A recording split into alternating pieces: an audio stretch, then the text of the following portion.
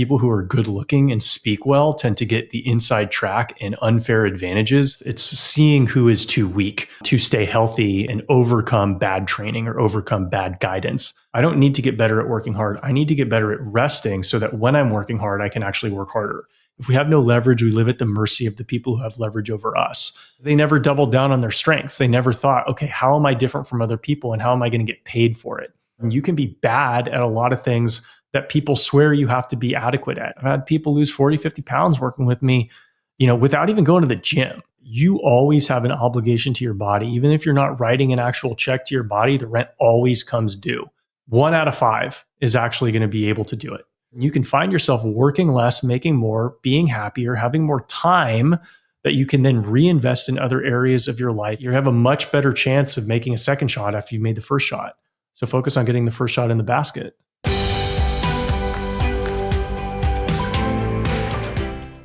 Hey folks, it's Dr. ShawnBaker here. Hey, if you or someone you love is suffering from chronic disease and you're tired of just managing symptoms with potions, pills, and procedures, I want you to check out Revero.com. Our team of dedicated professionals is committed to tackling the root cause of your issue and finally getting you healthy. Hurry up though, our spaces are filling up very quickly. Welcome. Today we have with us Alex Feinberg, who has some very interesting insights and some stuff.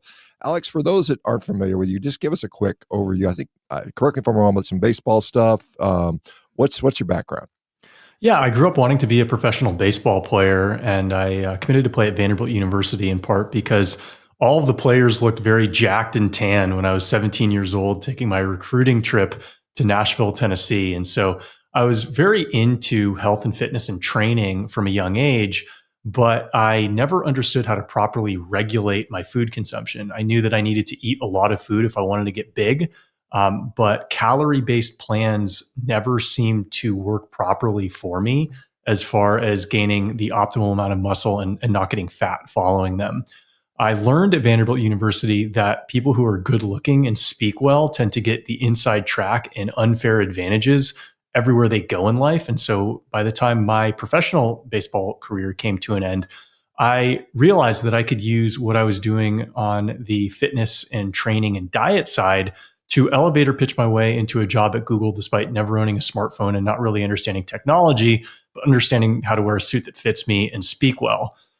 When I was at Google, I stumbled across a number of different fitness shortcuts that are starting to become more mainstream now, but about 10 years ago were not. Namely, that if I trained for intensity rather than pain or duration, my resting metabolic rate substantially increased. And if I paired that with a protein dominant real food diet, all of a sudden I found myself not having to count calories. In fact, I was eating probably 3,000 to 4,000 calories per day of protein dominant real food. I'm still eating carbs, probably more carbs than definitely you eat and some of the viewing audience, but definitely being mindful of having meat be the largest portion of food on my plate. And when I combined the protein dominant real food diet with a high rest, high intensity training plan, ultimately I got to be 4% hydrostatic body fat, more shredded as a working professional than I ever was as a professional athlete. And I was really using principles that at the time were considered to be almost, voodoo or witch doctory, where I didn't care about a calorie deficit. I didn't care about counting calories. All I wanted to do was eat delicious food every meal of every day and look forward to training. And I was able to combine those into a system that got me my boost online. I was able to get my following on Twitter and following on other social media platforms, and ultimately was able to fulfill my dream leaving corporate America and teaching other people how to integrate these fitness principles into their lives, looking better, feeling better than they've ever felt in their lives, enjoyably. Yeah, there's a lot of people. Obviously, that would appeal to a lot of people. Obviously, everybody wants to be. I want to eat as much as I want, enjoy the food, and be shredded. I mean, that's sort of the holy grail in many ways for some people. And so, obviously, there's a lot of people that would be skeptical of claims made in that direction. But I think some of the things, obviously, protein. I mean, I think you have to be living under a rock to not realize that protein is a dominant macronutrient that's going to provide body composition. I mean, yes, you need energy, whether it's coming from carbs or fat. That's true, but protein, I think, needs to be the base of the diet, in my view. And I know there's people disagree with that, but I would say that more people would agree than disagree. Let me ask you about the intensity thing, because as someone who, I'm approaching 60 right now, and I've got goals to sprint and jump and do all these things. And I find that that's exactly how I've shifted in my training philosophy, is that I do very high intense things. I don't do a lot of volume with that. I do it relatively frequently, and I don't feel as beat up, even though I'm pushing my capacity, fly 10 sprints, max jumps, max lifting, things like that on a pretty regular basis. And I've been lifting weights for 45 years. I've been doing this stuff for a long, long time, and I've done damn near everything. And but I mean, that's something that I really have found to be useful. So let me talk, because coming from as a professional athlete, you probably had a strength coach, you probably had maybe some nutrition support, maybe not, depending on the program. Did you find it? I mean, because and I see a lot of the newer guys coming out there saying some of the criticisms is they just grind people into the ground, and it's just like, condition at the expense of health in many cases, at the expense of actual what you're trying to develop as an athlete. So let me delve more into this intensity stuff. What are you talking about when you mean that? Well, I think you're exactly right. A lot of coaching at the amateur and even professional level isn't really coaching. It isn't really player development. It's more of a weeding out process. It's seeing who is too weak to stay healthy and overcome bad training or overcome bad guidance. And I think a lot of that has to do with the type of people who get into coaching in the first place. Is a lot of them were failed athletes themselves. And so the frameworks that they use and believe that they think will get players to the next level are the exact frameworks that failed to get them to the next level. It's a very militant, more is better mindset. And I think, if I did a third of the volume that I did when I was a competitive athlete, I would have been a better athlete and stayed healthier longer. What a lot of people don't realize is a lot of them get their ideas for what an effective workout is from a Hollywood movie directed by a guy who never played sports and was certainly never a competitive athlete or an elite bodybuilder or anything like that. And what I found over the years, almost accidentally, because I was creating a program that I wanted to do for fun. I wanted to go in the gym and I wanted to push myself and I wanted to set PRs. And it felt good when I knew that I was getting faster and knew that I was getting stronger. Only a year or two later, when I was like, is somebody putting steroids in my water? Why do I look like this in my early 30s? And I never looked like this when I was getting paid to play sports in my early 20s. Did I realize that a lot of the body's adaptations are almost certainly hormonal? And in order to get a hormonal adaptation, you need to do something that your body hasn't done before, which means you need to lift a weight that your body hasn't lifted before, with good form, of course, or you need to condition at a level that your body hasn't conditioned at before. And if you're doing a high amount of volume, by definition, you cannot do it at the level that your body hasn't done before. And so a lot of people think that the efficacy of a training plan is correlated with how much they sweat, how sore they got, or how hard it was. And there's elements of truth to that. An effective training plan will result in you sweating. It will result in you getting a little bit sore, and it will be hard, but those are not the main drivers. The main drivers of an effective training plan is, are you able to do things today that you couldn't do last week? And is the plan structured with enough rest so that you are continually able to do things next week that you aren't able to do this week? Yeah, very well said. And I mean, and like I said, we often think, well, you said this movie, you think about the Rocky training montage from, was it Rocky 3 or what was it, Rocky 4, when he fought Ivan Drago? And it's just like, as a kid growing up, you're like, oh, that's how you got to train. You got to be in there. And I did that for years. I mean, I was a volume guy. I trained, I was one of those people that, like there was one time, I don't know if you're familiar with Olympic lifting, but the Bulgarians used to dominate Olympic lifting in the like 80s, 90s. And the thought was they would throw a bunch of eggs against the wall, and whatever ones didn't break would be the guys that made it through. So they would break a lot of people, and a few guys could withstand that, and they became Olympic champions. And that's kind of the mantra, is that, like you mentioned, it's a weeding out process. Who doesn't break? The last guy standing by default, just due to everybody else falling away, is now a champion. But at the end of the day, I'm really impressed to see what's coming. Because I think a lot of more people are adopting these types of things. I think you're seeing better athletic performances, and that's great for athletes. But I'm almost 60. I'm not. No one's going to give me a athletic contract anytime soon. So my in my view, it's like, what do I do to perform well as an older human, just perform in life? And, the things I like dunk a basketball at 60 and sub 60, 400 meter and all that type of stuff that I don't have to do, but I want to do because it's fun, because it translates to health in that way. So outside of, like I'm doing a heavy deadlift. Okay. We all understand. What are some of the other things that are intense based that you would incorporate? I like measuring cardio. And I like doing cardio first, which is very much against what a lot of trainers would recommend. So I'll start with the second one first. I like doing cardio first because I don't think most people are properly warmed up for their lifts. If you are a highly specialized power lifter or Olympic lifter, I will trust that your dynamic warm up is sufficient to allow you to lift heavy sets without getting hurt. But I think for people in the general public, most of them, if they're going to go lift, they go do a couple warm up sets and then they lift. And it's like, there's just no way that your core temperature is elevated. There's no way that your blood is circulating to the necessary extent for you to have an effective lift if you haven't done some form of cardio beforehand. And if you're in decent enough shape and you take a 10, 15 minute break after an intense cardio session, you can recover fully for your lift, not to where you're actually lifting heavier from doing an intense cardio session before. Secondarily, I want your cardio session to be measured. So you talk about setting records in rowing. I prefer using an assault bike or some treadmill sprints. And what I'm doing is I'm measuring how fast I'm running, or I'm measuring how fast my average interval sprint was, or I'm measuring what my average caloric output on the assault bike is, not because I care about calories, but I use it as a measure of, how hard I'm able to go. And most people, when they do cardio, they think of it as a dumb activity that they do at the end of their workout. Oh, I got to go get my steps in. I got to go get my walking in. I got to go burn some calories. And you don't actually burn substantial calories from the cardio that you're doing unless you're doing it for like hours a day.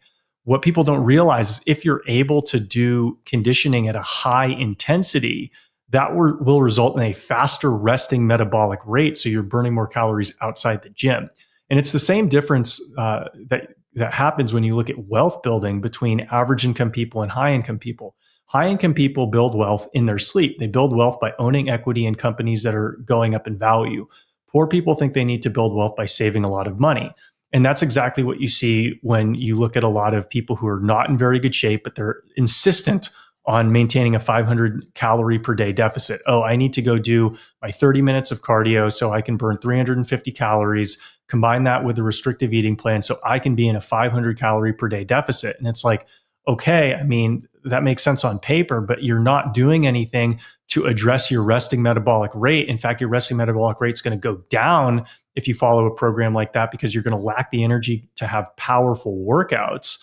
And it's the same mistake that people make with wealth building. And so if you realize that the most powerful tool you have to be lean and fit is your resting metabolic rate, and the way you rev your resting metabolic rate through the roof to the moon is by being able to train at a high intensity, you need to measure your output in everything that you do and ensure that your workouts are positioning you to output more than the previous week. Yeah, I think the measurements are valuable, particularly around performance. And just to be full, I've got an assault bike. I've got a assault runner. So I do all these things. I run and like with the calories. I mean, you'd sit there 10-second sprint. Can I hit 15 calories in 10 seconds or something like that? Is it usually intensity based? I mean, you're looking at because you obviously with numbers you can look. How long did I go? What was my average wattage? But is it usually I'm trying to hit a max intensity when you do these things? Is that typically where you're at, or are you measuring different metrics? I combine it. I do intensity per 60 seconds. And so, I'm if I'm on an assault bike, I try to average 20. If I'm getting close to a PR, 20 calories per 60 seconds, but I'm repeating that 8 times, right? I'm taking rest in between and I'm repeating it 8 times. Obviously, if I try to go as hard as I could for one 10-second sprint, it might be, I don't think I get 15, but it might be possible for me to get 10, something like that. But I think there needs to be some appropriate hybrid between the duration of your intensity and your actual intensity. Because if you were to go to the logical extreme of one, it's like, well, you can go hyper intense for 2 seconds, but that's probably not long enough to actually make a meaningful impact on your resting metabolic rate. And so The duration that I have found to be, most beneficial from a fat loss standpoint has been about 60 seconds. But that doesn't mean I don't mix it up. I don't try 30 seconds at times. But 60 seconds tends to be the standard interval length that I do. Okay, interesting. And then, as you mentioned, part of the warm up, like warming up, like if I'm going to go run sprints, um, the warm up has to be there, or I'm going to hurt myself. I mean, that's just the reality, particularly as a nearly 60-year-old guy that pushes pretty hard. Are you familiar with something called reflex performance reset, RPR? Is that something that ever trickled through your training or anything like that? Or maybe I'm probably familiar with the concepts, but not the acronym. Yeah, it's something a guy named Cal Dietz in particular has been promoting that. It's just basically some drills to wake up the muscle groups, and it's kind of a mixture of voodoo, and there's some science that shows efficacy. It's kind of mixed on that, and so that's something that I've seen a lot of people advocate for. But as far as obviously being efficiently warmed up, and that's the whole point of a warm up, to warm up your body, warm your muscles up. They perform better when they're warm. They're less likely to be injured when they're warm. How long, like, let's just say you're designing a program. Let's say I'm going to go in there and pull a heavy deadlift. How would you approach that workout from warm up to execution? Oh, okay. So if you're going to go a heavy deadlift day, then the interval sprints are probably going to be a little bit shorter. So normally I would do 8 interval sprints before a training session, but if it's a heavy deadlift day, it's probably going to be closer to 5. And so what that might mean is like a few minutes where I'm getting warm to actually do my interval sprints. If it's on the treadmill, it might be a 5-minute jog. If it's on the assault bike, it might be a 2-minute warm up where I'm getting progressively faster, every 10 seconds or so till the end. Take a few minute break, and then I'm going 60 seconds on, 60 seconds off, repeat 5 times, getting faster every time I go. So my first one's not going to be at 100%. The last one's going to be close to my perceived 100%, but it's actually probably going to be closer to about 85, 90% of my actual 100% output, because it is the 5th of a series of 5. And then I'm going to take about a 10 to 15 minute break. Maybe I'm going to get some carbs in me, a little bit of a smoothie, some water, some salt. And then I'm going to go warm up to do my deadlifts, which is going to include at least 3 working sets. I'm going to start with a working set of about 50% of what my actual, I'm going to start with a warm up of about 50% of my working set, probably do 8 to 10 reps of that. Then I'm going to scale up to maybe 70% of my working set. And then I'm going to scale up to 85 to 90% of my working set. And then I'm going to start doing working sets. And so, and I might even do a fourth warm up set if I'm going to be doing a peak top set. And so, particularly with the heavy compound lifts, you need to be doing multiple warm-up sets as you get more advanced in your lifting, because, I'll tell you that last year when I was doing heavy Zercher squats, my PR doing Zercher squats was 425 pounds for 4 reps. But I'll tell you that when I was doing my warm-ups at 335 pounds, at 365 pounds, at 385 pounds, every single set felt the same weight. Right. So my body, my nervous system was just getting primed to lift heavier and heavier weight. But the perceived weight I was lifting felt exactly the same, despite the fact that I was adding 30 to 50 pounds to the bar every set until I got to my final top set. And so a lot of people think that, I can do 2 sets of warm-ups and then I'm good to go. It's like, well, maybe you can if you're an intermediate or beginner lifter. But as your central nervous system becomes more efficient at leveraging a larger portion of your skeletal structure to move weight, you need longer warm-ups. Yeah, the central nervous system component is I don't know if it's underrated, but it's underappreciated by I think the general population. I think athletes have a little bit more insight on this, and it's interesting to see the carryover in some of this stuff. Because if you push that nervous system very hard, I mean, you can obviously there's a limit to where it becomes detrimental, but if you do that, it'll often carry over to other aspects. I've seen people talking about running max velocity sprinting, when you hit max velocity, maybe 30, 40 meters in, and doing that on a regular basis will actually carry over things like bat speed. It's because the whole body is just conditioned to fire a little more quickly. And so it's quite an interesting bit of data about that. So obviously you're no longer playing professional baseball. So that's not a monkey on your back that you have to deal with. You're just living life and want to be, assumingly fit and active and healthy. So what are the valuable things that you utilize from the training side? And then we can talk about the other lifestyle aspects. But is it a certain amount of conditioning versus fitness versus intensity versus lifting versus, what's in the mix? It depends what my goal for that particular season is. So if I want to get leaner, I don't do anything really from a diet standpoint. I just switch my focus into trying to set PRs on the treadmill and on the assault bike. And if I want to gain muscle, then I switch my focus to maintaining what I'm doing on the conditioning side and pushing myself on the lifting side. But what I've learned from all of this, particularly as a type A individual, and these are the types of individuals I coach the best because I'm that way, we benefit more from doing less. And so rest is the hardest component for a hardworking individual to master because we have gotten to where we are in life by working hard. And I've realized over the years that I'm good at working hard. I don't need to get better at working hard. I need to get better at resting so that when I'm working hard, I can actually work harder. I'm not going to be able to push myself harder by pushing myself harder. I'm only going to be able to push myself harder by being kinder to myself and allowing myself to fully rest and recuperate and prioritize sleep, prioritize eating a large amount of food, and really value, it's like a yin and a yang, like they go together, the rest and the performance. You can't have one without the other. And so ultimately, I'm shifting my focus also to just feeling good. If I'm pushing myself more than once a week through a workout that I don't want to do, it's a signal to me that I'm pushing myself too hard. And with this fitness system that I've created, the mental models and the frameworks apply to everywhere in life. If you're stuck in fitness, you're either doing too much, doing too little, or you're doing the wrong thing. And it takes a lot of discipline to figure out which one of those three it is and actually create a game plan to troubleshoot it. But the same thing is true with life. The same thing is true with growing your business. If one thing is throttled in one area, simply doing more isn't necessarily guaranteed to get you any better results. In fact, it could set you further back.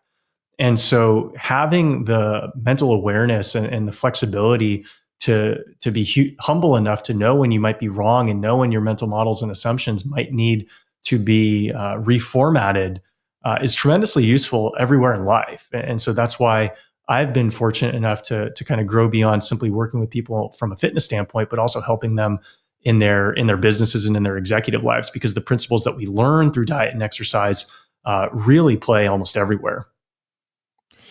Yeah, I think that's certainly obviously true in my life. Is if you're not taking care of things in the performance side, with physical fitness, then other things seem to fall down. And you see there's a lot of, and you probably see a lot of people that are scaling a corporate ladder, or CEOs or entrepreneurs, and they just abuse their health. I mean, they just, they're wrecked. And then if they make it, and many of them don't, because, as startups, most of them fail. If they don't make it, then they're like, okay, they've got a wrecked health. But if they do make it, and then they've got a decent amount of wealth, now their main priority is how the hell do I get unsick now? And so it's like, maybe you could avoid that from the beginning there. You talk about a fitness program that you have. How, I want to say scalable, but how applicable it is to, because not everybody is going to have access to certain things. Professional athletes have access to wonderful tools and recovery things and all that type of stuff. And not everybody has. Some people, like, maybe they just have what they have at home. So how do we sort of scale that to the average person? So I will say that my program works better for men than it does for women. It would work for a smaller percentage of the female population, those who do have a substantial athletic background. At least we're very good athletes in high school. It could potentially work for them. But it's predominantly men because lifting reasonable amounts of weight. And when I say reasonable, it's like if you can bench press your body weight for 10 and you can do 10 to 15 pull-ups, that's what I mean by reasonable. People who have that level of fitness baseline tend to have substantially better results when they switch to my style of programming compared to what a mainstream conventional program is. You don't need to have highly specialized equipment. Like an assault bike is very helpful, but you can run sprints on a track, particularly if you're under 200 pounds, and running sprints doesn't place undue load or strain on your knees or hips or back. So you could do that with basically no equipment if your body's already situated, or you could spend a few $100s, go on Craigslist and get an assault bike. You can do a lot of the movements that I talk through with a simple barbell or maybe with the cable stack. So if you have a squat rack with some weights at home, maybe a Planet Fitness membership, you can probably do 90% of the programming that I write. Basically, it's, is your upper back getting stronger? Is your hip hinge getting stronger? Are your hamstrings getting stronger? Is your chest and shoulders getting stronger? Okay, like are your legs getting stronger? Your quads getting stronger? Your calves getting stronger? Is your core getting stronger? Those don't require highly specialized equipment. They really just require you to focus and heavy enough resistance to where you can progress. Right? We're not creating calisthenics programs here, but we don't actually need substantially more resistance than a traditional calisthenic program. We just need some resistance in all planes of motion. Hey folks, it's Dr. ShawnBaker here. Hey, if you or someone you love is suffering from chronic disease and you're tired of just managing symptoms with potions, pills, and procedures, I want you to check out Revero.com. Our team of dedicated professionals is committed to tackling the root cause of your issue and finally getting you healthy. Hurry up, though. Our spaces are filling up very quickly. So, I mean, obviously you've been talking a lot about lifting and some of the cardio component in there. Are there anything else that, there's things like plyometrics, isometrics, there's obviously different forms of, exercise that are available to us. What's on your palate if you're coloring? I like isometrics for rehab, right? Especially as, I'm getting older, may not seem old to you, but I'm definitely old for an elite athlete. That means, at the intensity that we're pushing ourselves, we're going to have grade 1 strains 1-2 times a year. And that means we have to dial our training back for 2 weeks here, 2 weeks there, and do more isometric work to strengthen muscles that had mild strains to them. Whether that means a wall sit, whether that means 30-30s, if you have an adductor strain. So isometric work I like from a rehab standpoint. Plyometrics I think are good just to keep your Achilles strong. I don't think that plyometrics are actually necessary from a fat loss standpoint. I think they're more functional. For people who actually want to play sports and not get injured, I think they're helpful. But if you just want to look good, I don't think that plyometrics are that essential. But I do think mobility work is very essential for people as they get older because particularly your shoulders, your hips, if you're tall, your hips and lower back, all of those weak links in your chain are going to start to get exposed if your body can't move fluidly. And so I spend a good amount of time doing mobility work, and I program mobility work for all my clients because the more fluidly we can keep everything moving, the healthier we have a chance to be, the less wear and tear we're going to load up on particular portions of our joints. And so I think that's one thing that a lot of people don't develop the habits around in their 20s and 30s. And by the time they get to their 40s, a lot of things hurt in ways that they don't have to. Other things that I consider to be important, sun exposure. I started tracking my vitamin D exposure outside a couple months ago. And I'll tell you, Shawn, the hour and a half that I'm spending every day outside with my shirt off, it's resulted in aches and pains that I've carried for years just going away. It's almost as if I got like multiple places in my body scoped. And the only main difference is I'm going outside more. And so I think a lot of people are deficient in vitamin D. And ultimately, when we want to create a program that's sustainable, we need to have a body that's free of chronic pain. And the way we're going to do that is by reducing inflammation, both in our diet, but also, making sure we're not deficient in necessary vitamins and nutrients. And a lot of Americans, particularly those of us who live on the northern side, not me, but those Americans who do, we're not getting enough vitamin D in the winter, particularly if we have office jobs. We're not taking vacations. You need to have a lot of skin, shirtless exposure during all months out of the year, but particularly in the winter, if you want to not be vitamin D deficient and you're not orally supplementing it. And there's just not that many people who have the time in their day or the desire to do that. And I think when you want to get in better shape, you have to realize that you're probably going to be in as good shape as your weakest link will allow. And, every individual is going to have a different weak link that they need to address. But for vast majority of Americans, vitamin D is probably one of them. Yeah, it's almost as if human species evolved, outside without a lot of clothes on us. I think that's pretty intuitively obvious or should be, but we kind of now cover up, hide indoors, wear sunscreen everywhere we go. Are you a sunscreen guy? Are you just avoiding sunburn? Are you avoiding sun in the midday when you're more likely to burn, or how do you So I've had women in my life insist on some sunscreen, so I'll put it on my face, but I don't put it on the rest of my body.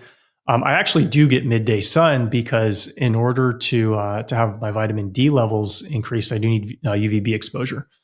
And so, I try to cover my face up and try to have as much of my body exposed to the sun as possible so that I can minimize the minutes or hours that I'm spending under that intense sunshine. But I'll get my vitamin D levels checked in probably a month or two and see if I've been getting more vitamin D than I've realized.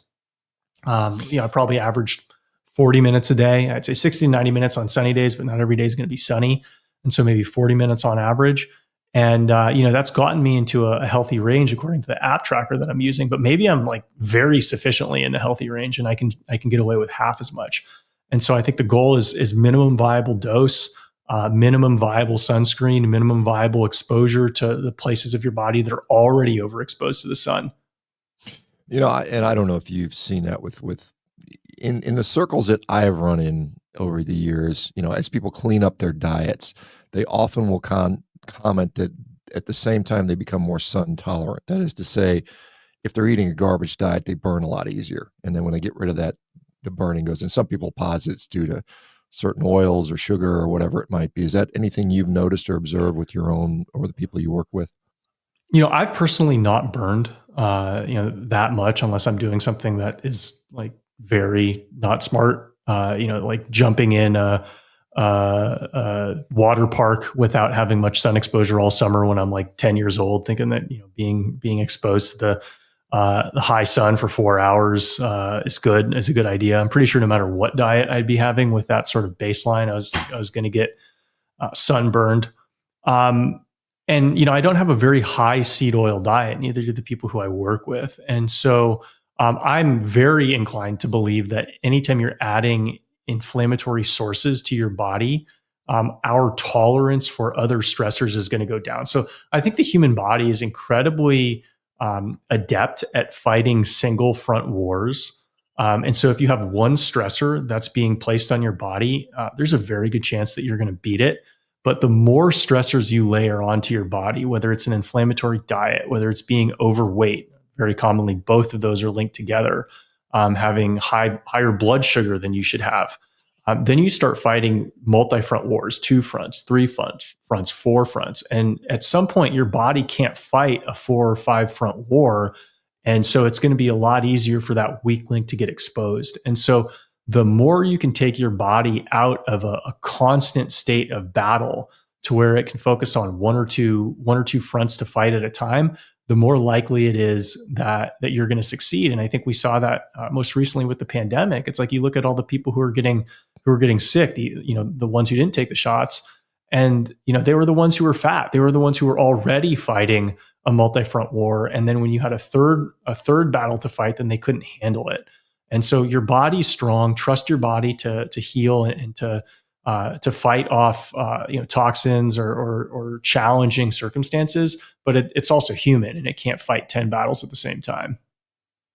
Yeah, I mean, certainly with the COVID stuff. I mean, yeah, it was pretty obvious that the obese, diabetic, immunocompromised people were the ones that were truly at risk, and we did a horrible job as a country sort of working on that, which is hopefully something that will improve over the coming years. So as far as I think one of the things that you are passionate about is efficiency, maybe a ruthless efficiency. Can you talk a little bit about how you apply that in general life? Yeah. So most people get the wrong idea of how to approach life by the schooling that we were miseducated by. Schooling tends to reward you for large volumes of work.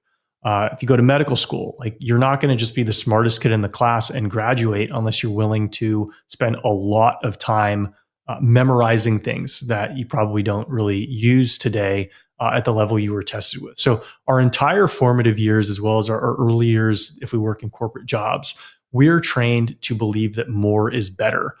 What you have probably figured out, what I've figured out, what the most successful people in this world have figured out is we need to figure out what our core competencies are. Because if we can't build a monopoly around a product or service that we're providing, or an effective monopoly, then we have no pricing power. If we have no pricing power, we have no leverage.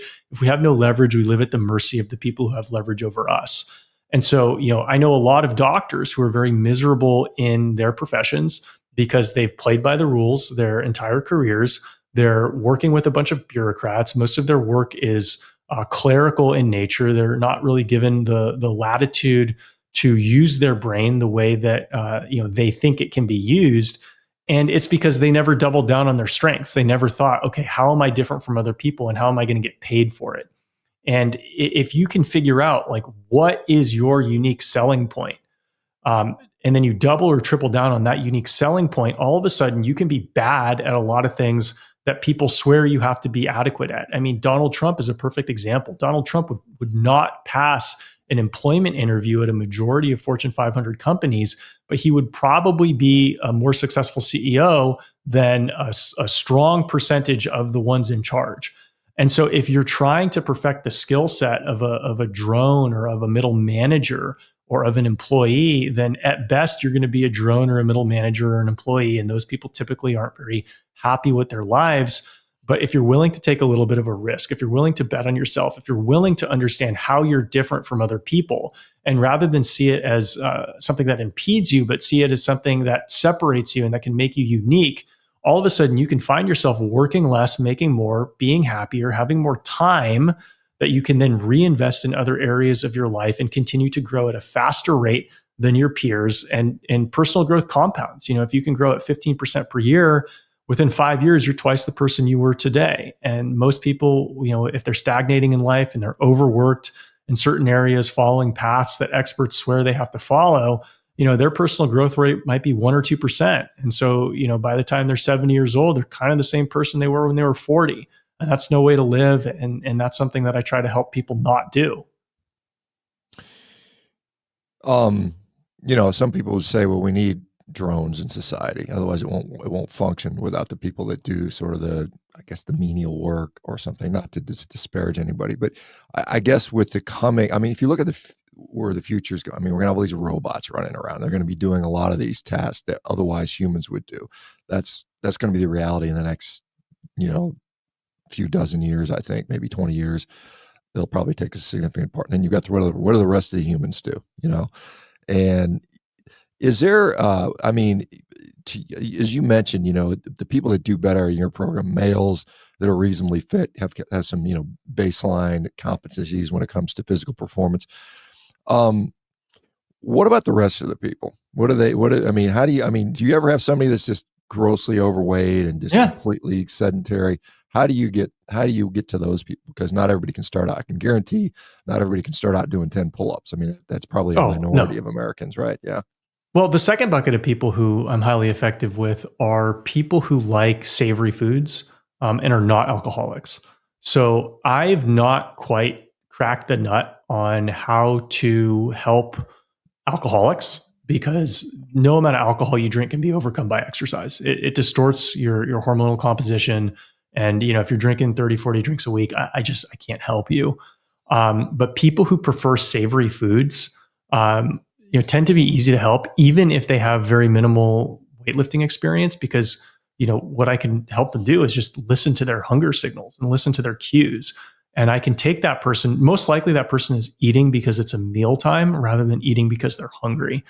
And so if you teach that person to understand what hunger actually feels like, they might only end up eating 2 meals per day instead of 3 or 4, but they're never going hungry, right? They're never in need of food. We're just teaching you, food tastes better when you're hungry. You're not actually hungry when you're eating breakfast. You're eating it because it's there. You're eating it because you're worried about being hungry later. That business dinner that you're going to, you're not actually hungry there. So you might as well order some seafood because you really don't need food if your body's not craving it. Teaching people just to eat in accordance with their hunger signals. And that was the first hack that I learned as an athlete, that if I just ate according to my hunger signals, the amount of food that I was eating aligned much better with my energy needs than what some arbitrary number said. And so diet is half of the equation. I don't go so far as to say abs are made in the kitchen, because I do think that the workout program is very helpful as well. But if you weigh, 300 pounds, abs aren't your goal. You want to get down to 250 first before you can start thinking about abs. And the way you get from 300 to 250 is by listening to your hunger cues, not drinking alcohol excessively, not eating sugar, ideally much at all, and really having a protein focused diet, getting rid of those processed foods, learning what protein you like to cook at home, what's easy to prep, and getting your hunger signals more closely aligned with what your body actually needs. I've had people lose 40, 50 pounds working with me, without even going to the gym. And so, as I mentioned, those who do have an athletic foundation have a higher percentage chance of getting that dream body working with me. But if you like savory foods, if you're cool with eating protein dominant real food, you're not much of a stress eater, like there's a really good chance that we can get you down 40 pounds if you have that much to lose. Yeah, I mean, I think there's obviously when you talk about people that are not savory, these are people who usually have addictions to sweet type foods and they just can't stop eating chocolate cake. Difference between going from 300 to 250, which I think is generally really easy to do for a lot of people, but then going from 16, 18% body fat to sub 10% body fat. How do you different? Is there a difference in the way you approach those two different populations? Yeah. If you're going from 30 to 16 to 18% body fat, it's predominantly how much can you focus on your diet, right? Not eating when you're not hungry, not eating because you're bored, not eating because you're stressed, not eating too much sugar. If you stop doing all those things, and you walk regularly, you're probably going to go from 30% to 16, 18% body fat. The challenging this is thing as a male, as a male, yeah. Women male, right, are going to be higher than that, yeah. And so then there's a two-phase leap after that. So there's the 16 to 18% body fat down to 14% body fat, and then there's the 14 down to 10.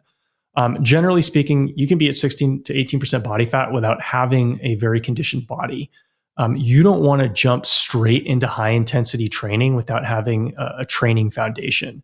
And so while lifting and conditioning at a high intensity will do more for your resting metabolic rate, if your body's not primed for it, then you're just asking to get injured. And so if you build a foundational program that has perhaps a little bit more volume than what I would recommend for more advanced lifters or trainees, that's what you would probably be following when you're going from like the 18 to 14% body fat range. You're getting used to a resistance training program. You're getting used to the motions. You're able to bench press your body weight. You're able to do pull-ups with your body weight. You're able to squat, your body weight plus 25% on a barbell or something like that. Very good chance if you pair that with an effective diet and you're continuing to get your steps in, getting your cardio in, you can get to 14, 15% body fat. If you want to get below 14, 15% body fat, you have two paths to follow. You can do highly restrictive dieting, which has a chance of getting you there, but it's only for a short period of time because you're going to rebound and probably overconsume food and end up higher than you were prior to that short-term attempt. That's one attempt that a lot of people do and they struggle with, they fail with. Or you can turn yourself into an athlete, and turning yourself into an athlete, that means being able to do, 10 pull-ups with a 25-pound dumbbell in between your feet. That means being able to squat 225, 275 pounds for 10 reps or an equivalent movement if squats aren't good for your skeletal structure. That means being able to deadlift 365 to 400 pounds for reps, or with a hex bar if you want to do it a little bit more safely on your lower back. And so at that point, if you want to be 10% body fat and you want to be 10% body fat more sustainably, it does help for you to push your numbers to that of, an advanced high school athlete or lower tier college athlete. And that doesn't mean that you need to be, pushing the numbers of an elite professional athlete, but the numbers that you are pushing, the vast majority of people aren't going to be deadlifting 365 pounds. You will be one of the stronger people at your gym if you're deadlifting 365 pounds for reps. You will never make it at an elite or even local powerlifting meet. So there's a difference between being hyper focused and hyper specialized versus just being a generally good athlete who could perform a lift, like a starter on a varsity football team. That's where you should focus on being if you want to jump from 14% body fat to 10% body fat and you want to do it sustainably. Yeah, I mean, and there's some, as you mentioned, training like an athlete, becoming an athlete, form often follows function, and if you look at that, if you look at like an elite level sprinter, none of them are walking around with a big belly. I mean, it just doesn't happen. I mean, they're all, 10, 12, 8% body fat, something like that. So, and I guess the other thing is that you mentioned, you can do a really like a lot of bodybuilders, they'll do this and they'll get down obviously ridiculously lean. They'll be down, 4% body fat or something like that. And it's very fleeting. I mean, they can maintain it for, a day or two. And then they always have this rebound, eat pizza and ice cream for a couple weeks until they this, but how do you, I guess a lot of people are saying, yes, they've been there, they've gotten there. How do you sustain a lower body fat? And I mean, obviously 4% probably is not even advisable, but I mean, 10% for a male, depending on how you obviously measurement techniques, but let's just say visible, relatively lean abs. How is that sustainable long-term? What are the techniques for that? You just need to be able to sustain your athletic output. You look at high performing athletes, none of them are trying to be on calorically restricted plans. None of the ones with abs who are high performing athletes outside of weight class sports are trying to be on calorically restricted diets. If anything, they're trying to eat more food to keep up with their workouts. But you don't need to be doing 5 hours of workouts like an elite pro athlete might say he does. I don't actually think they're doing 5 hours per week. I think that's a little bit dramatized or dramatized. But you need to make sure that your performance is there. The good news is when you have a foundation, your performance doesn't really require much to be maintained. If you can get your deadlift to 400 pounds or something like that, you can hang around 365 as a max. And I'm just saying deadlift as an example. You don't have to do deadlifts by any means. But if you can get your deadlift to where you're doing 400 pounds for reps, you can fairly easily maintain in the mid threes or high threes without a ton of effort. And so if you just make sure that your body is always within striking distance of being in very good shape, that's one of the easiest things to maintain as you go through multiple seasons in life, because not everybody can get paid money to be hyper physically fit. Everybody wants to be in good shape. And so the thing that you have to remind yourself is that you always have an obligation to your body. Even if you're not writing an actual check to your body, the rent always comes due. And so I ask people, how many days do you forget to brush your teeth? Right? Do you brush your teeth every day, no matter how busy you are? Okay, well, you have an obligation to all parts of your body, no matter how busy you are. And maybe that means you're not necessarily getting physical exercise 100% of your days, but more days than not, you should be doing something that's going to put yourself in a better position to move, a better position to function. Otherwise, what would you expect to happen if you stop brushing your teeth for 6 weeks because you got really busy, right? Nobody does that, but people do that to their bodies all the time. Yeah, I mean, you mentioned deadlifting, and well, I think it's important to be strong, and I think that's a great exercise to do that. And I deadlift all the time, but there's a lot of fat power lifters out there. I mean, obviously, there's more to it than if you say, "Hey, I can deadlift 600 pounds," great.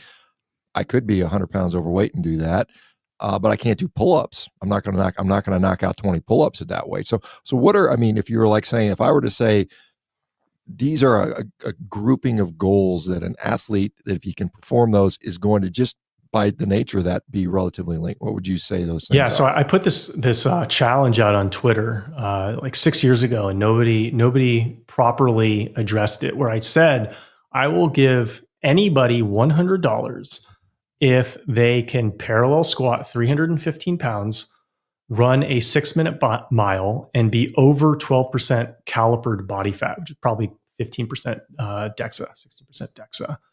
And the only responses I got were from people saying, "Oh, I could do that, but I need to get fatter." Or I could do that. Here's my squat. Oh, actually, you're not doing a parallel squat. Or, oh, I can do that. I can run a 6:58 mile. It's like, yeah, you're not running a 6-minute mile. So irrespective of the calories that you consume, if you can run a 6-minute mile, which very few people can, but if you can run a 6-minute mile, parallel squat, 315 pounds, unless you are an elite rugby player or an elite football player, you probably look pretty damn good with your shirt off. And so six minutes might be untouchable for people, particularly as they get in their 40s or 50s. But 7 minutes should be a reasonable goal that I think anybody under 60 should at least strive for. And if you can consistently run a 7-minute mile and bang out 12 to 15 pull-ups, and body weight squat 1.25 your weight, 2 parallel for 10 reps. You might not look like a Mr. Olympia walking around at the beach, but you're going to look pretty damn good. You are going to be probably in near the best shape of anybody on your block because you're surrounded by dad bods in the U.S. And so start there. 7-minute mile, 1.25 times your body weight, parallel squat times 10, and do 15 pull-ups body weight. Yeah. I would say it would be tough to do that with a poor body composition for sure. And that is something that, if you were to say what percentage of the male population could actually do that, I mean, it's got to be in the very low, 1% to 2% of young guys. And then when you get into the old guys, it's going to be probably, I don't even know what the number would be, well below 1%. Would that be a fair guess on your part? I think that's right. But most people don't try, right? So 90% of people aren't even trying. So you can just take them out of the equation. Probably 95% of people aren't even trying. So you can take those people out of the equation. And so what that means is if 1% of the population can do it, it's 20% of the people who are actually like writing this down as this is my goal, I'm going to do it. Well, 20% of them are actually going to do it. If you're actually focused on making your degree of physical fitness a priority in your life, 1 out of 5 is actually going to be able to do it. And if you're a competitive person, 20% is like a lot higher chances than almost anything else you've succeeded in life. So that's a pretty good shot. Yeah, and I think a lot of people that have no interest, like I'll put some of the stuff I'm doing out there, and they're like, "Oh, my knees, oh, my back, I'd never do that." Just watching you makes my back hurt, and my back doesn't hurt. I'm like, I'm fine, I'm good. I've been doing this stuff for damn near 50 years. But some of that, again, I think it comes back to nutrition, and this is a part that I'm very interested in, is the fact that how nutrition impacts the musculoskeletal system and the inflammation and the joint health and how you feel and how you do that. Because if you're eating a garbage diet, you just don't feel like doing this stuff. It's no fun to go to the gym when your knee hurts. No one's going to be squatting when their knee hurts. I mean, it's just you got to figure that component out. In my experience, and so that's something that I'm glad you mentioned. A very protein heavy, meat centric diet, which I think provides that level of satiety. So you just don't want that garbage. I mean, that's something that I've seen be very helpful. And everything compounds, right? And so, the better you eat, the better you're going to train, the better you're going to sleep, the better you're going to feel, the less inflammation you're going to have. And the reverse is also true, right? You eat worse, you train worse, you sleep worse, you have more inflammation, you don't want to train as much. And so momentum is one of the strongest rules to live by in life, where, the easiest way to win twice is by winning once, right? You have a much better chance of making a second shot after you made the first shot. So focus on getting the first shot in the basket. Yeah, that certainly holds true in much things in life. Well, we are, Alex, we're just about out of time here. So I want to just give you a chance to maybe share where people can find out more from you. Where would they go? Where would they find, and what do you have offerings for those folks? You follow me on social media, Alex Feinberg 1. I think my handle may be in the image.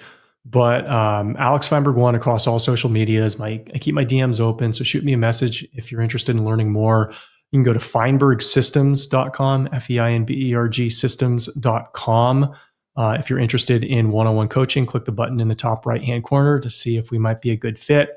If you're a type A individual who's used to winning and want to win more and live at a higher energy threshold, experiencing and integrating frameworks that you have not yet integrated into your life, but know that you need to if you want to get to the next level, reach out, and pretty good chance I'll blow your mind in about 10 or 15 minutes on the phone, and we can see if it makes sense to work together.